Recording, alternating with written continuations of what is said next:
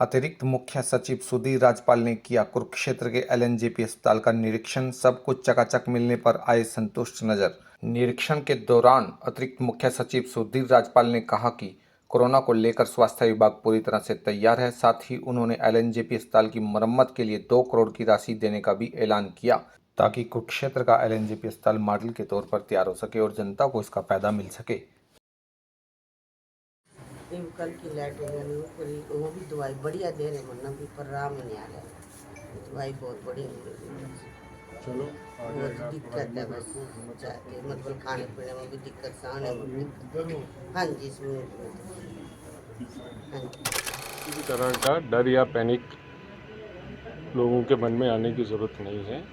हमारे जो कोरोना के केसेस हैं बहुत कम आ रहे हैं प्रदेश में, और उनके लिए हमने पूरी तैयारी की हुई है। हमारे हर एक हॉस्पिटल में पूरी तैयारी है कि किस तरह से अगर किसी की एडमिशन होती है कोरोना की वजह से, तो उनके लिए जो दवाइयाँ हैं, जो ऑक्सीजन है, जो दूसरे और इंजेक्शन है, उसका भी पूरा प्रबंध कर लिया गया है।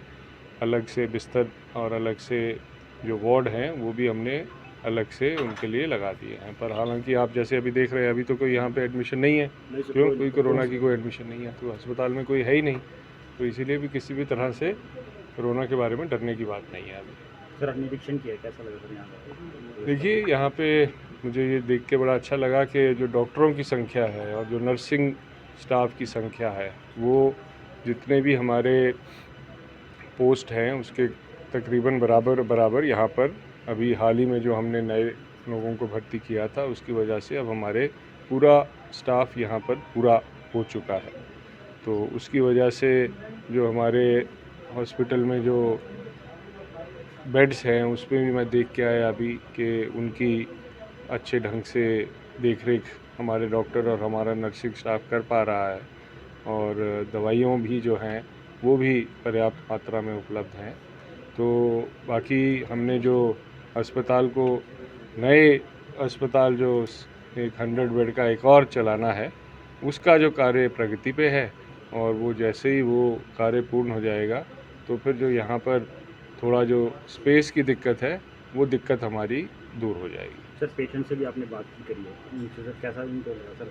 नहीं, जिनसे मैंने बात की वो तो कहते हैं कि अच्छे से उनकी देखरेख हो रही है और उनको दवाई भी यहीं से मिल रही है। हमारे डॉक्टर, हमारा नर्सिंग स्टाफ बहुत एक बिल्कुल सेवा भावना से यहाँ पे कार्य कर रहा है। मैंने आके देखा है और एक मैं समझूंगा कि एक अच्छे माहौल में यहाँ का अस्पताल चल रहा है। डॉक्टर साहब, कैथल, अम्बाला, यमुनानगर और करनाल के अंदर कोरोना के मरीज आ चुके हैं, लेकिन अपने यहाँ अस्पताल में अभी तक टेस्टिंग शुरू नहीं हुई है। तो संक्रमण का खतरा यहाँ भी बना हुआ है सर, लेकिन टेस्टिंग के बगैर कैसे पता चलेगा कि हम मरीज नहीं है? कर दिया, रैपिड एंटीजन शुरू कर दिया है, वो शुरू कर दिया है। RT-PCR के किट्स भी ये जल्दी ले आएंगे, तो यहाँ पे उसकी सुविधा उपलब्ध है, वो भी टेस्टिंग शुरू हो जाएगी। सर एक मनोरोग विशेषज्ञ काफ़ी समय से नहीं आए, वो अभी NHM से जो है हम उस मनोरोग विशेषज्ञ के लिए हम परमिशन दे देंगे, तो वो यहाँ पे आ जाएंगे। तो डॉक्टर साहब 13 EMT की पोस्टें भी यहाँ काफ़ी लंबे समय से खाली पड़ी हुई हैं। चलो उसके बारे में पता करेंगे कि क्या हो मेरा सकता प्रश्न है था, ना। यहाँ पे ICU बनाया गया है, SDU जिसे बाद में शिफ्ट कर दिया गया इस नाम से, SDU से।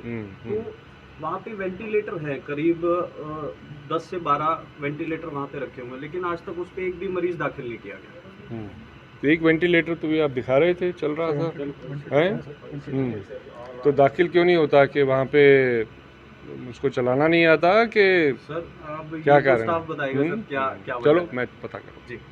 ठीक है।